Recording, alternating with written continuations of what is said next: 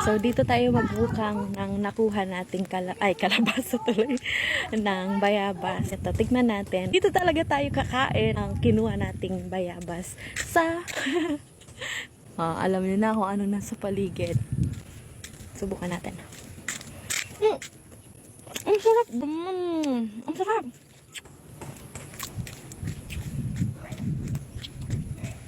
Fresh from puno pa talaga to.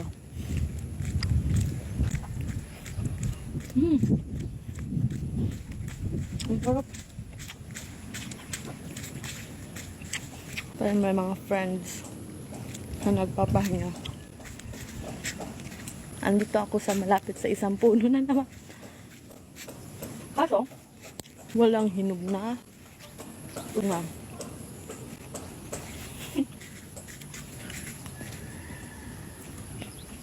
Okay lang ba kayo dyan? Diyan lang kayo ha. Huwag nyo kaming yayayain kasi busy pa kami dito.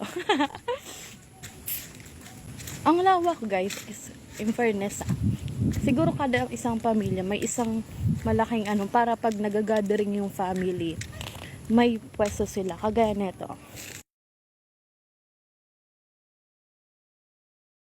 Tapos may bubong pa, ang galing. So bye guys.